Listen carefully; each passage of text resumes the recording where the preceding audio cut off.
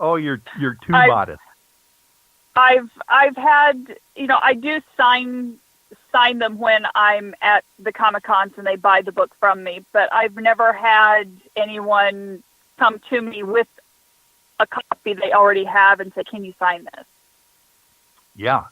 Well, I'm sure that is going to happen not too far in the future with all of these wonderful novels. Matter of fact, can you give the listeners out there an idea of how many pages do you consider a book, or how do you actually determine how long your book is going to be? I usually aim between 60 and 65,000 words. That puts it around, well, actually, it depends on the format. The first book had about 65,000 words and wound up being 237 pages. The books Very on good. Amazon are all about the same length, but are around 300 pages. Yeah. So, I do shoot kind of for that middle, 60 to 65,000 words, but it really is a matter of where the story goes and what is a good stopping point, and how will that pick up to the next. So, in other words, when you are deep into a novel, you do have maybe in the back of your mind where you would like the next story to pick up. Is that kind of how you determine when to stop the one you're working on?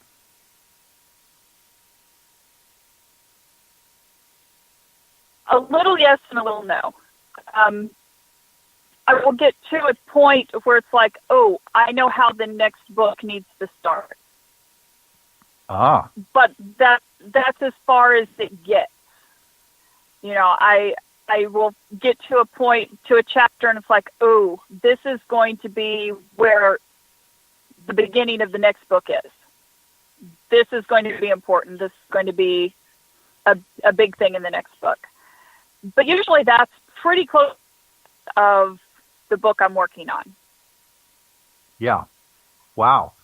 That is interesting. And each book has a very different tone, which I hadn't planned on, but they really, the first book, of course, is the beginning, so everything is, how everything started.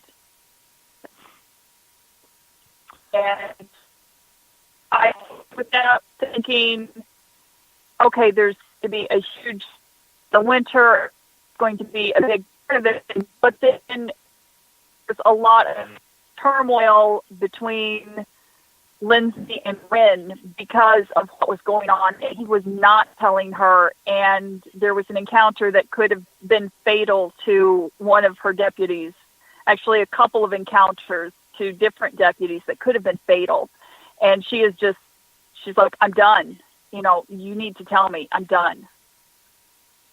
So there's more than just the actual storm. There was an emotional storm with it. And that was not planned. That just kind of worked its way in.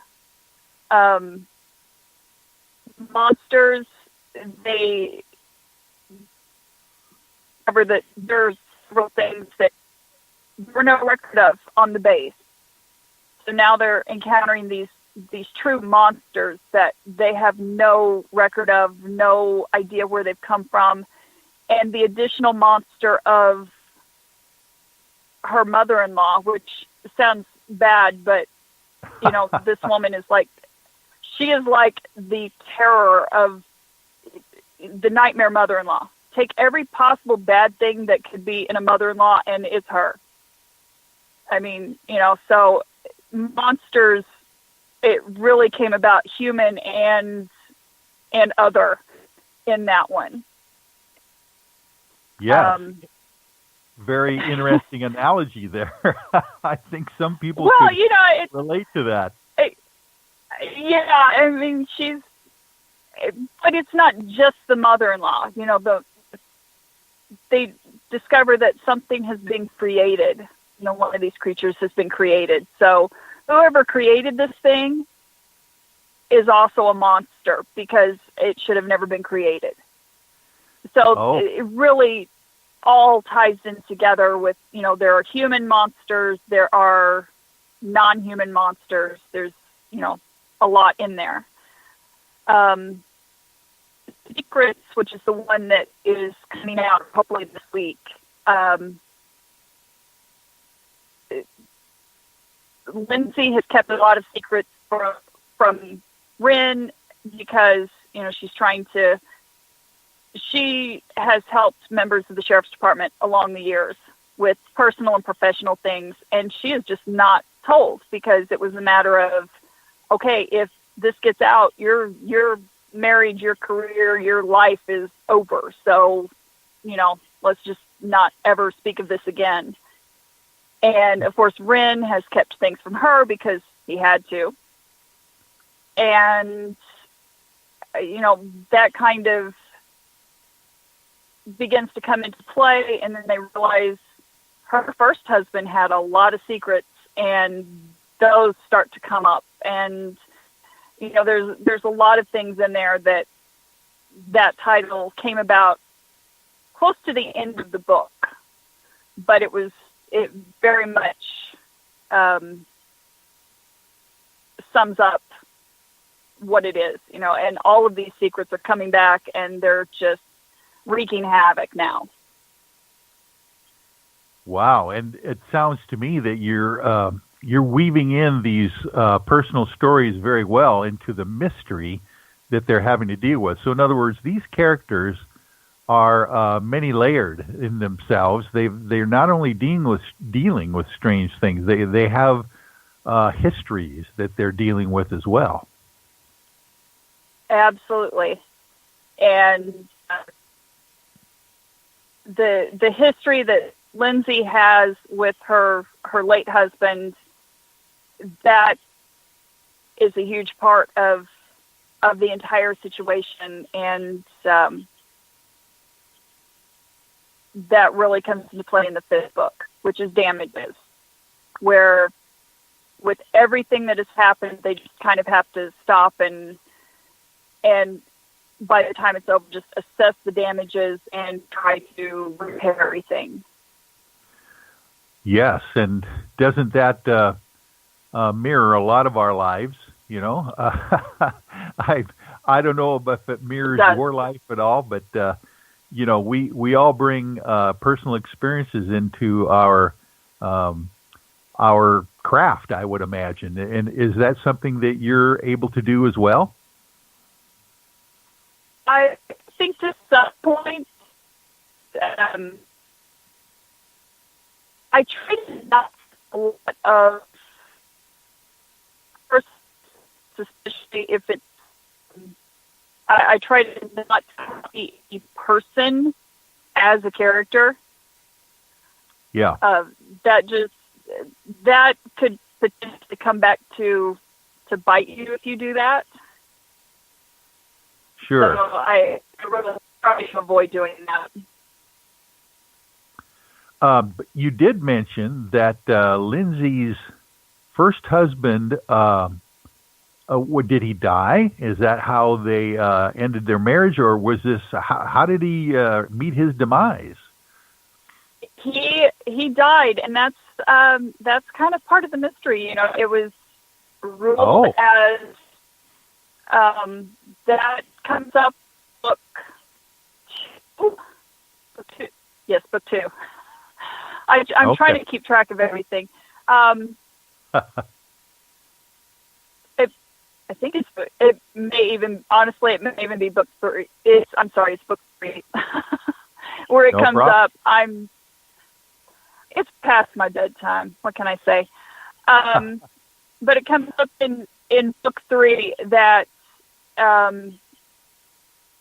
he might possibly be tied into some of this, you know, some of what's going on in some of these creatures and some of the activity. And his death was ruled as accidental animal attack. Ah, yes. And it was a matter of when he died, Lindsay contacted his family to, plan funeral and everything, and they pretty much said, you know what, it's your fault he's dead. We want nothing more to do with you, and we will take care of it. And that was it. They cut her off. She never got to have a funeral for him. There was nothing. Just cut off completely. And that also ties into it because according to them, they blamed her for his death. Somehow her being in law enforcement is what caused his death. Oh my goodness, that is quite a twist that you've thrown in there, and I can see in the back of my mind right now that if I was doing this as another author, I might throw in a little bit of background history between the two spouses, the two husbands. Did they? I don't know if you are able to tell us, but did they have any relationship at all? Did they know each other? Absolutely none. Absolutely none. Yeah. There are some connections between people they know or knew. They themselves never met, never had any interaction or contact. Got it.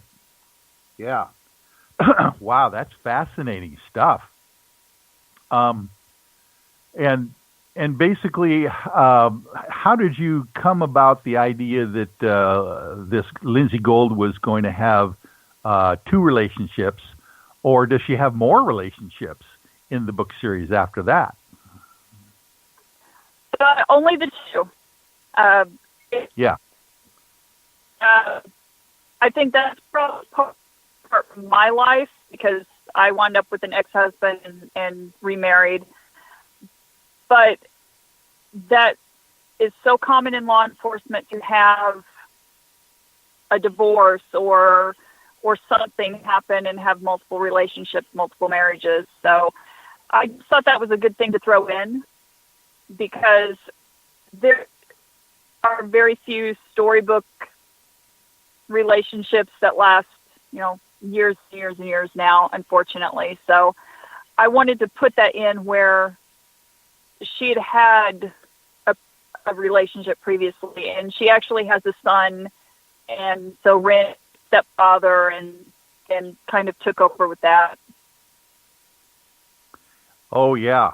Well, gosh, I can relate to that. I'm a stepfather and then three other children myself, so I know how that goes. But that gives a lot of depth to your characters for sure. And obviously, you've got some experience as far as your relationships goes that you're bringing to the table when you write these novels as well. Is this kind of a thing that would be, for instance, a man would be interested in this book as much as a woman, or do you kind of write for a specific gender or genre? I wrote it for anyone who is interested in sci-fi, conspiracy theories. I wrote it in such a way that I'm not really graphic when it comes to attacks or any type of intimate relationship in the book. Because I wanted kids to be able to read it too. It's not hard for adults to sit and read it and figure out exactly what a phrase means or, these little hints or something. We can figure that out. But hopefully a kid isn't going to understand it quite as clearly.